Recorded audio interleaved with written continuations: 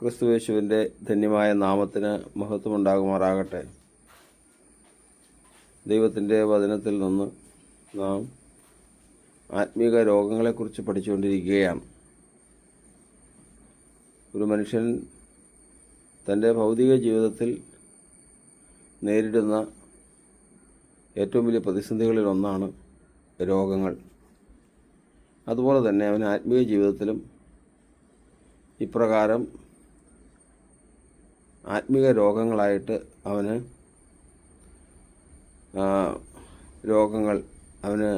ആത്മീയമായ താഴ്ചകളും വീഴ്ചകളും വന്നു ചേരാറുണ്ട്.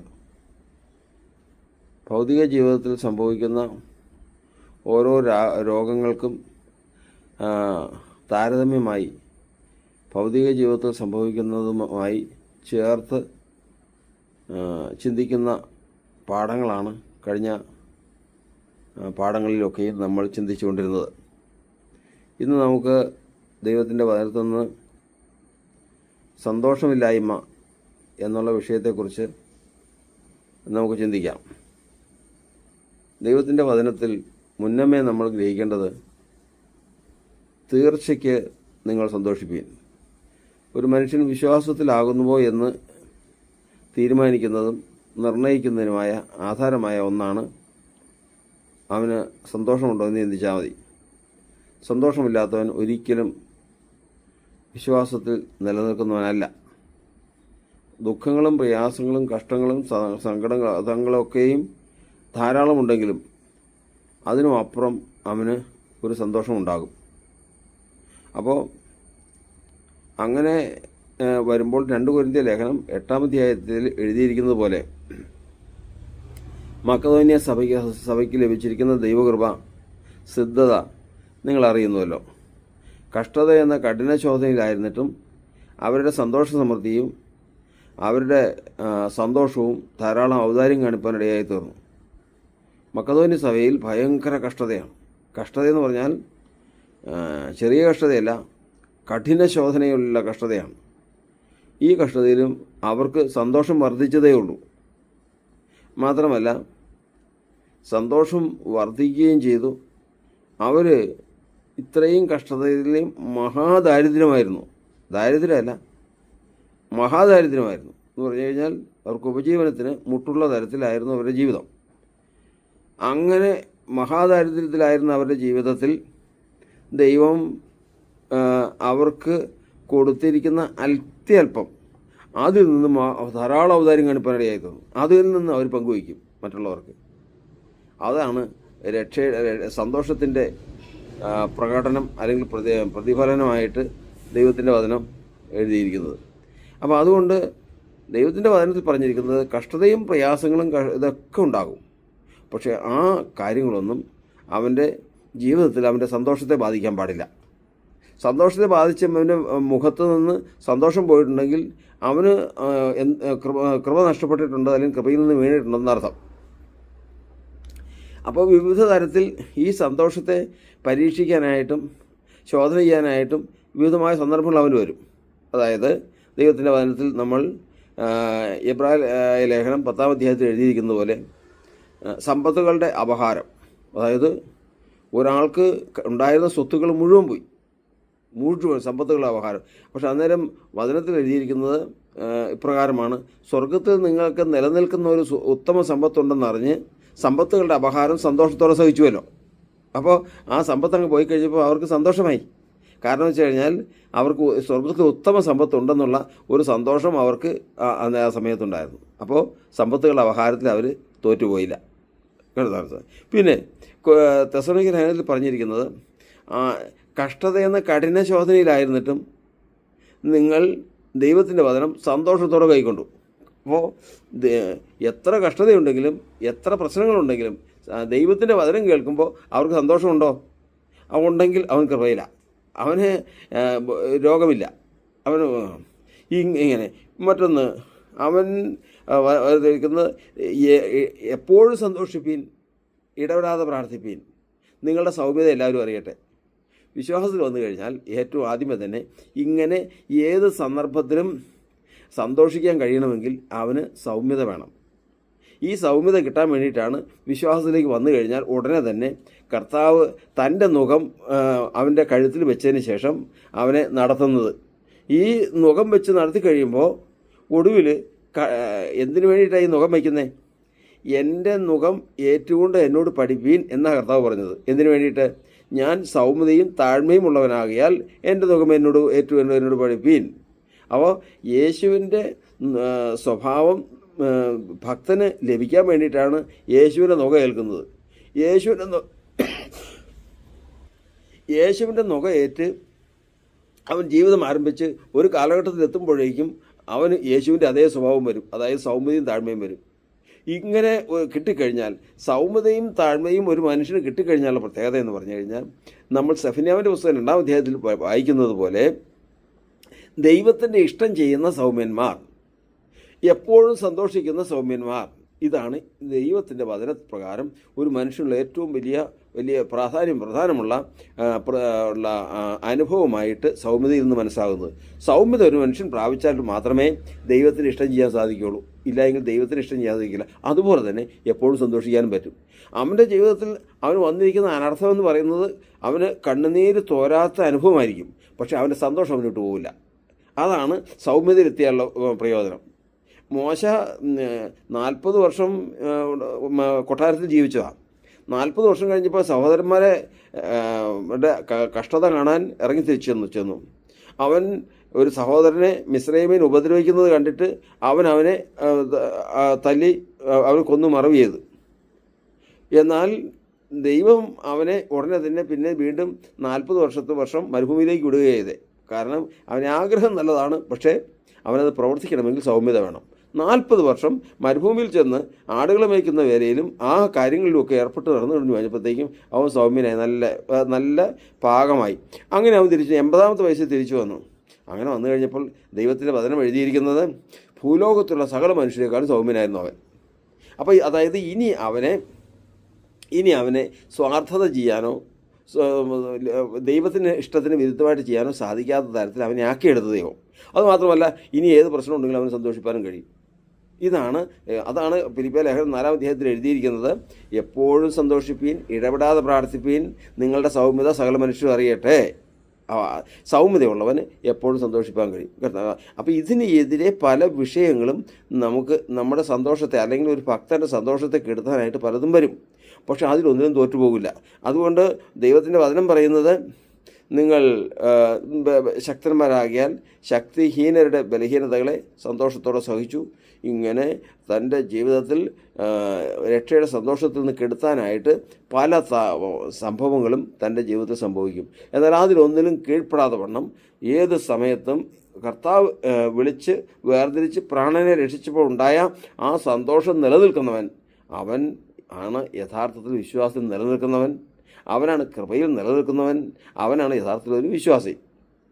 അതിൻ്റെ കാരണം പറഞ്ഞിരിക്കുന്നത്, നെഹമ്യാവിൻ്റെ പുസ്തകത്തിൽ പറഞ്ഞിരിക്കുന്നത്, ഇന്ന് നെഹമ്യാവിൻ്റെ നേതൃത്വത്തിൽ മതിലുപണിതി കാര്യങ്ങളെല്ലാം പൂർത്തിയായി കഴിഞ്ഞപ്പോൾ അവിടെ നിന്ന് വിളിച്ച് പറഞ്ഞ വാക്കാണ്, യഹോവയുടെ സന്തോഷമാണ് നിങ്ങളുടെ ബലം, ഇന്ന് നിങ്ങൾ കരയരുത്. അതായത് ദൈവത്തിൽ സന്തോഷിക്കുന്നതാണ് ഒരു ശക്തനായൊരു മനുഷ്യൻ്റെ ലക്ഷണം.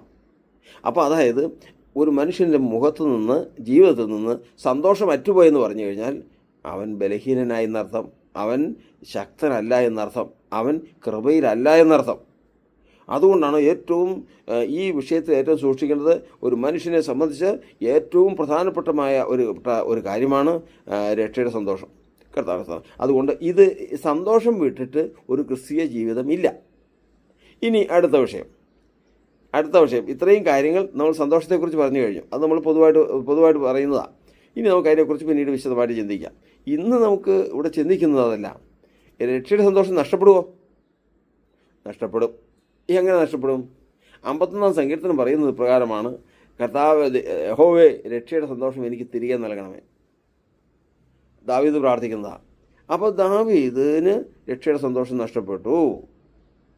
എങ്ങനെ നഷ്ടപ്പെട്ടു? അവൻ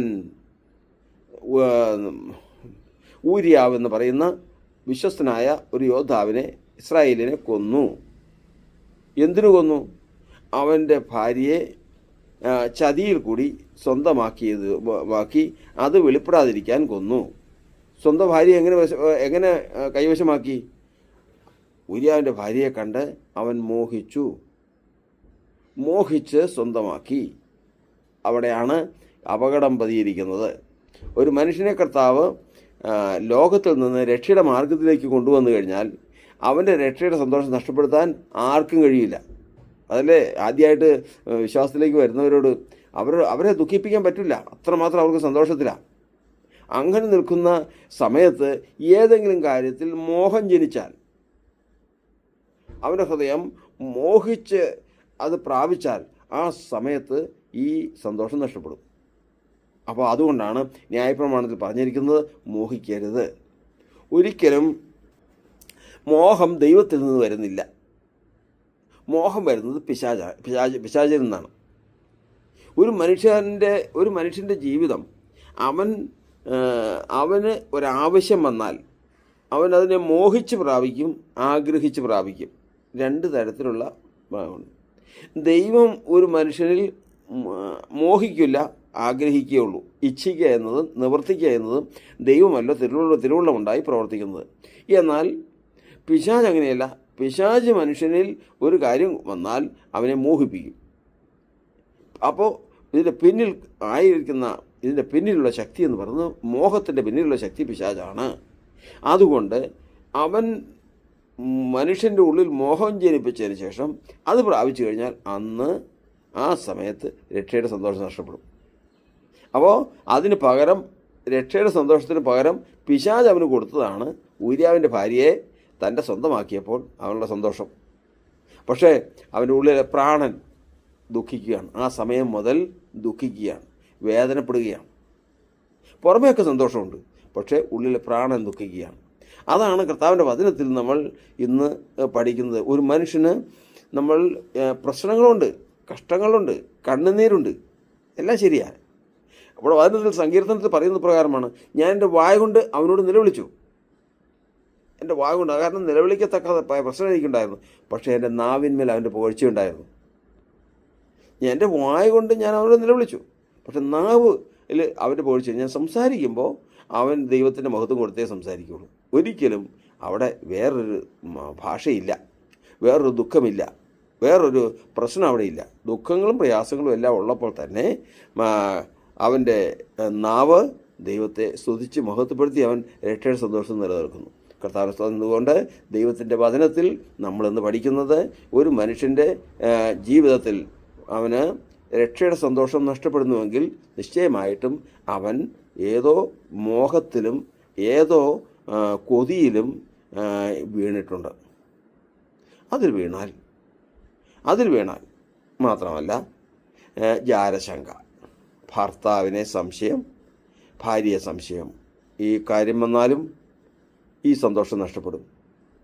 കൊതി വന്നാൽ, അയ്യോ എനിക്കതൊന്ന് ആ ഭക്ഷണം കിട്ടിയെങ്കിൽ. ഇസ്രായേൽ മക്കൾ കൊതിക്ക് ഭക്ഷണം ചോദിച്ചു, ഇച്ചിരി ഇറച്ചി കിട്ടിയെങ്കിൽ മോഹിച്ചു ചോദിച്ചു.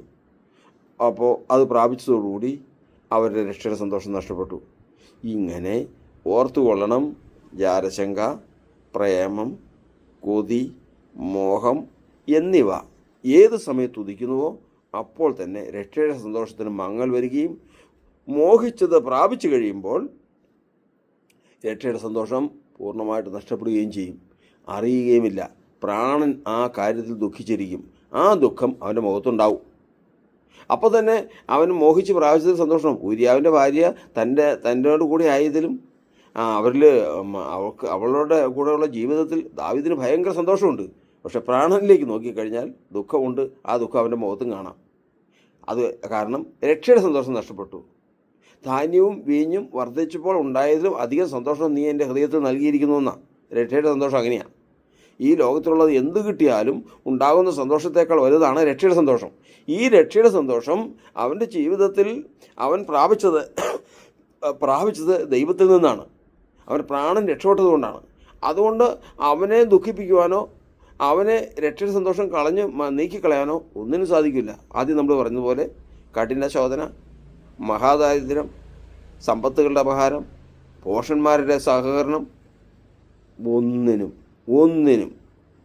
ക്രിസ്തുവിൻ്റെ സ്നേഹത്തിൽ നിന്നെ വേർപിരിപ്പാൻ ഒരു ശക്തിക്കും കഴിയുകയില്ല എന്ന് അപ്പോസ്തലനായ പൗലോസ് പറഞ്ഞതുപോലെ ഈ സന്തോഷത്തെ കെടുത്തുവാൻ ഒരു മനുഷ്യനും ഒരു ശക്തിക്കും കഴിയുകയില്ല. പക്ഷേ ഇതിന് കഴിയും. അതുകൊണ്ടാണ് മനുഷ്യൻ ഒന്നിനെക്കുറിച്ചും മോഹിക്കരുത്, മോഹത്തിൽ വീണു പോകരുത്, ജാരശങ്കയിൽ വീണു പോകരുത്, കൊതിയിൽ വീണു പോകരുത്.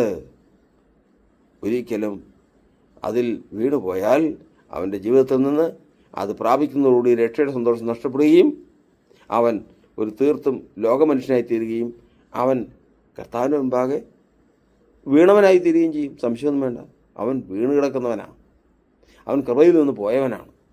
അവനെ വീണ്ടും ആദ്യം മുതൽ കയറ്റിക്കൊണ്ടുവരണം. അതുകൊണ്ടാണ് വചനം പറയുന്നത്, തീർച്ചയ്ക്ക് സന്തോഷിപ്പീൻ. സന്തോഷം.